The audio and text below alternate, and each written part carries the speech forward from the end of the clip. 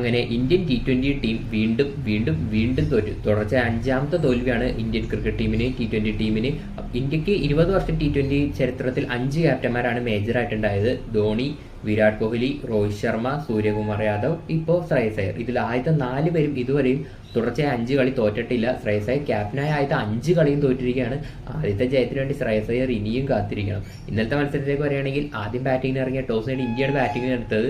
ആദ്യം ബാറ്റിംഗ് ഇറങ്ങിയ ഇന്ത്യ 158 റണ്ണാണ് എടുത്തത്, 7 വിക്കറ്റ് നഷ്ടത്തിൽ 20 ഓവറിൽ. ഇതിൽ ആകെ കളിച്ചതെന്ന് പറഞ്ഞാൽ ക്യാപ്റ്റൻ ശ്രേയസ് അയ്യർ തന്നെയാണ്. അയ്യർ ഒരു 80 റൺ അടിച്ചിരുന്നു. പിന്നെ കുറച്ച് സപ്പോർട്ടിങ് 23 ബോൾ കളിച്ച ധൂബി 22 റൺ എടുത്തിരുന്നു. അതൊരു കുറഞ്ഞ സ്കോറും വലിയ ബോളിൽ നിന്നാണെങ്കിലും മറ്റ് പ്ലേയേഴ്സിനെ വെച്ച് നോക്കുമ്പോൾ ആകെ സപ്പോർട്ട് എടുത്തത് ധൂബ മാത്രമായിരുന്നു. മറുപടി ബാറ്റിംഗ് ഇറങ്ങി ഇംഗ്ലണ്ടിന്റെ ബാറ്റിംഗ് കണ്ടപ്പോൾ ഇന്ത്യ കളിച്ചത് വേറെ പിച്ചിലും ഇവർ കളിക്കുന്നത് വേറെ പിച്ചിലും എന്ന രീതിയിലായിരുന്നു.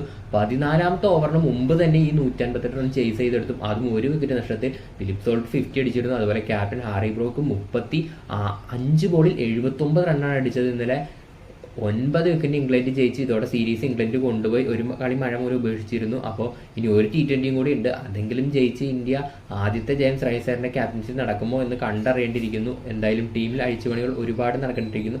അതുപോലെ തന്നെ 3 മത്സരം ഫോം ആവാതെ ഇപ്പോൾ തന്നെ സഞ്ജുവിനെ മാറ്റിയിരുന്നു. ഇപ്പോൾ ടീമിൽ കളിക്കുന്ന പലരും 3 കൂടുതൽ മത്സരങ്ങൾ ഫോം ആവാതിരിക്കുകയാണ്. ഇപ്പോൾ പലർക്കും മനസ്സിലായി കാണും IPL അല്ല ഇന്റർനാഷണൽ ക്രിക്കറ്റ് എന്ന്. ഇന്ന് ഇന്ത്യ വുമൻസ് ടീമും അതുപോലെ ഇംഗ്ലണ്ട് വുമൻസ് ടീമും ടെസ്റ്റ് മത്സരം ആരംഭിക്കുകയാണ്. ലോർഡ്സിൽ നടക്കുന്ന ആദ്യത്തെ വുമൻസ് ടെസ്റ്റ് ആണ്. 3:30 സോണിയിൽ നിന്ന് ഈ മത്സരം കാണും.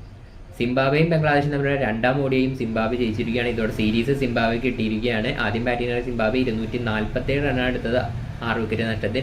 ബെൻകറൻ സെഞ്ചുറി നേടിയിരുന്നു.